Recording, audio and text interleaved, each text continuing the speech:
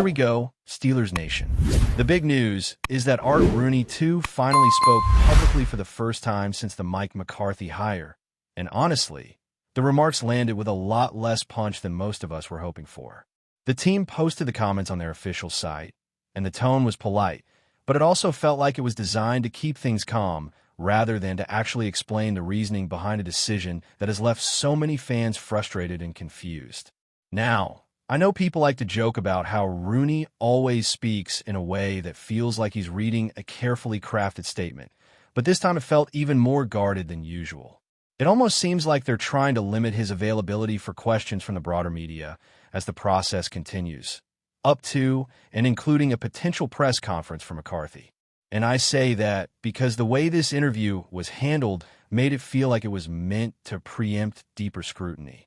It was a controlled environment, a managed message, and it didn't really give us the kind of clarity a fan base deserves after such a major hire. One of the most controversial parts of the whole thing was Rooney's explanation for why the interview process ended when it did. He said they brought in 3 candidates for in-person interviews, Brian Flores, Mike McCarthy, and Anthony Weaver, and then decided McCarthy was the man for the job, so they offered him the position on Saturday. That's it. No more details, no deeper context, no explanation for why the Rams coaches weren't given the full consideration that many fans believe they deserved. And that's where the frustration comes from. We had a situation where, in theory, the Steelers could have waited for the Rams coaches to finish their season, especially after the Rams lost in the NFC Championship game. In hindsight, those coaches would have been fully available, and there was absolutely no rush. Even if you already had your mind made up about McCarthy, it would have been logical and even advantageous to at least spend some time with Chris Shula and Nate Shilhasa. There was potential value in hearing what they had to say, in understanding their perspectives, and in seeing if there was something new they could bring to the organization. Instead, the process was cut off abruptly, and that decision alone has left a lot of fans feeling like the organization wasn't fully committed to finding the best possible candidate. And let's be honest, it's not just about the coaches. It's about what the hiring process says about the direction of the team. We've heard for years about how the Steelers are proud of their tradition, their stability, and their Steelers way. But the truth is, the NFL is evolving fast. The game is changing. Offenses are getting more creative, and teams that adapt quickly are the ones that win.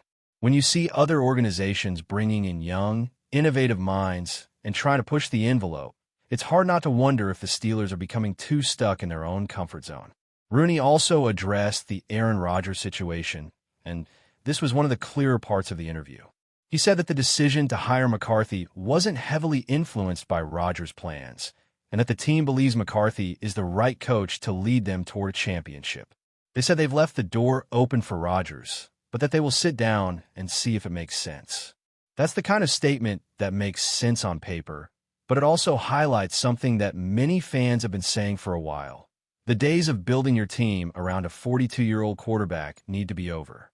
No matter what you think about Rodgers, whether you love him, you hate him, or you're somewhere in between, the reality is that age catches up to everyone.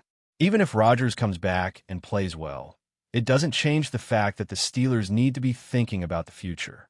And that's why Rooney's comment about quarterback development was one of the most important parts of the whole piece. He said he hesitates to call quarterback the #1 priority, but he did acknowledge that after finding the right coach, developing a quarterback is high on the list. He also said that sooner or later the team is going to be working with a young quarterback, and that McCarthy's ability to develop the next quarterback is important. That's a statement that should make fans feel hopeful, because it's an acknowledgement of reality. But it also feels like something that should have been said louder and sooner. The Steelers have been stuck in this weird limbo where they keep talking about the future, but they keep making decisions that feel like they're trying to stay in the past. And when you hear Rooney admit that developing a quarterback is important, it's hard not to wonder why it took this long for that to be said so directly. Another part of the interview that raised eyebrows was Rooney's take on the current quarterback room.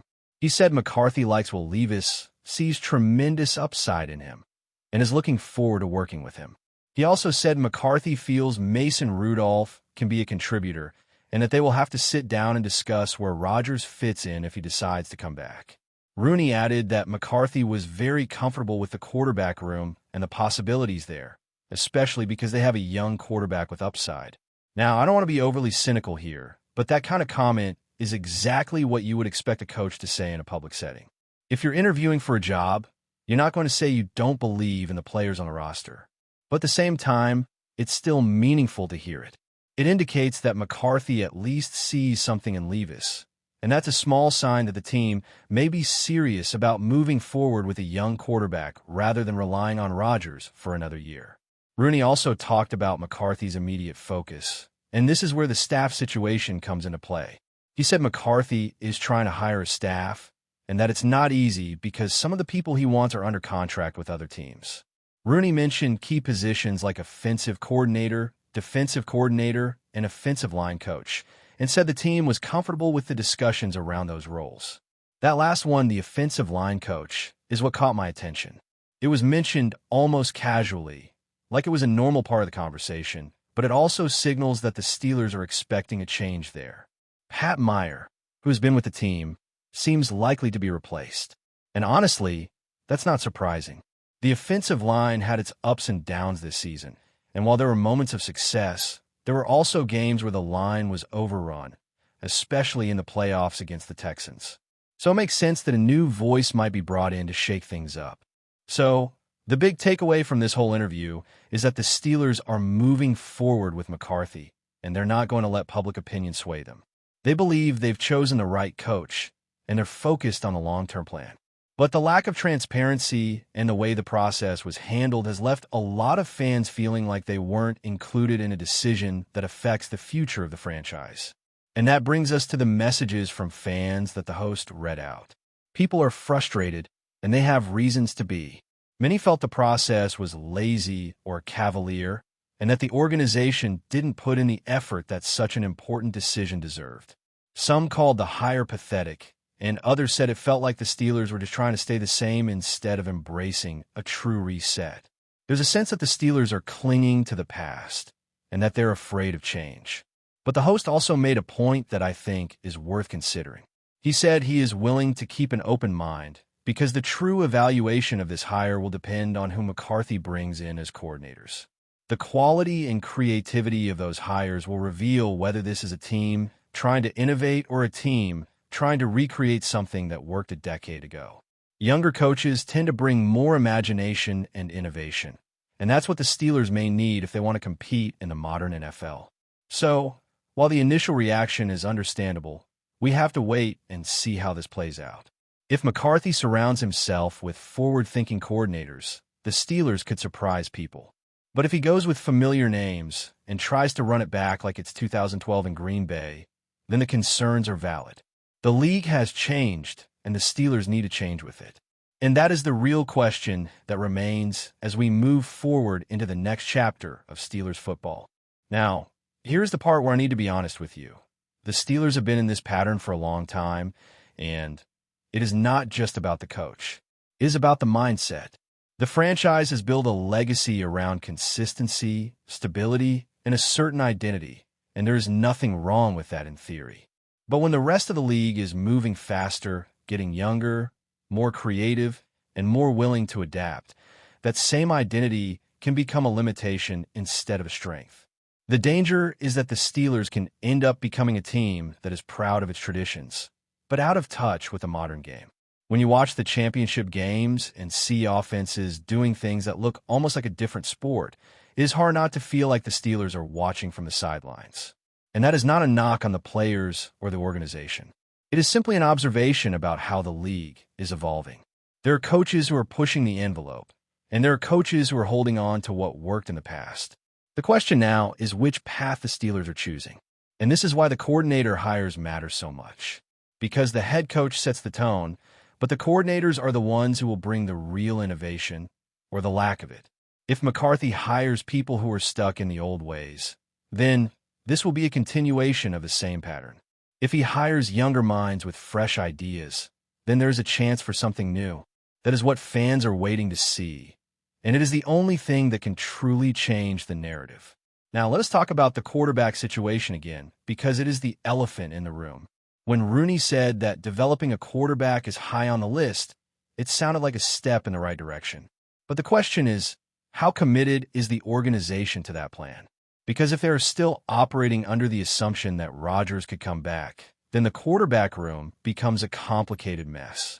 The team can say they are open to Rodgers, but if they truly want to develop a young quarterback, they have to be willing to let go of the idea of relying on a veteran who has already had a legendary career. The reality is that Rodgers is a future Hall of Famer, and he has earned the right to choose his path. But the Steelers cannot build their future around a player who is already in the final chapters of his career.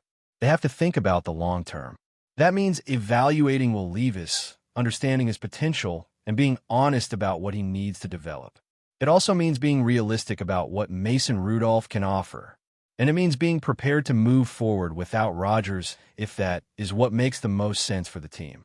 Now, I know that some fans will say that Rodgers is still capable of playing at a high level, and that may be true. But the question is whether the Steelers want to be a team that is dependent on an aging quarterback, or whether they want to be a team that builds around a young player and creates a new identity.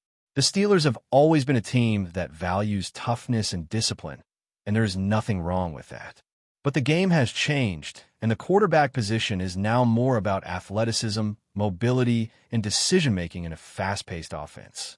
So the Steelers need to be honest about what kind of offense they want to run. Do they want to run a more traditional control-based style, or do they want to embrace a more modern approach that emphasizes creativity and speed? Because the answer to that question will determine the direction of the entire organization. It will determine the type of coordinators they hire, the type of players they draft, and the kind of culture they build in the locker room. But before we dive in, don't forget to subscribe to Steelers Nation Central and hit the like button on this video. Your support helps us keep bringing you the latest updates on the Pittsburgh Steelers. And don't forget to share your thoughts on the news in the comments below. The silence surrounding the Pittsburgh Steelers' coaching future may finally be breaking, and around the league the feeling is that something significant is brewing. Sources close to the franchise suggest the organization has given a final internal signal regarding its next head coach, a move that, if confirmed, could send shockwaves across the NFL. While nothing has been officially announced, the growing buzz indicates that the Steelers are preparing for a rare and potentially historic transition.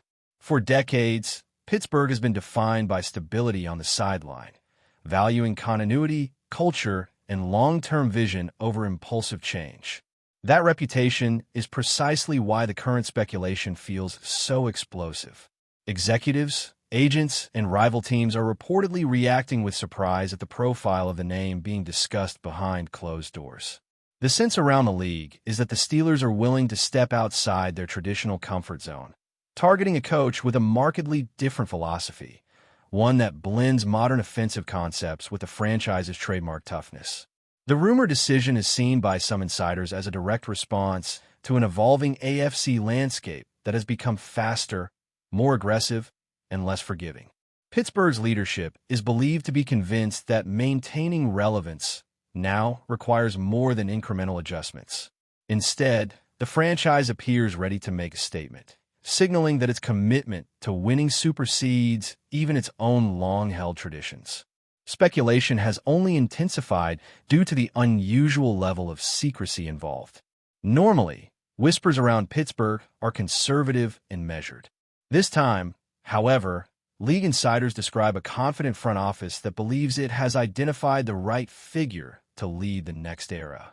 The confidence is reportedly so strong that the Steelers have already begun outlining a broader organizational vision aligned with this potential hire. If the rumors prove accurate, the impact could extend far beyond Pittsburgh. Coaching markets around the NFL may shift overnight, with teams reassessing their own plans and philosophies. For now, fans are left reading between the lines, but one thing is clear. The Steelers' final signal has been sent internally, and the rest of the league is watching closely, bracing for what could be one of the most surprising coaching moves in recent memory. That's it for this update. If you enjoyed the video and want to keep receiving exclusive news about the Pittsburgh Steelers, make sure to subscribe to Steelers Nation Central and give this video a like. We always look forward to hearing your comments and opinions. See you in the next video.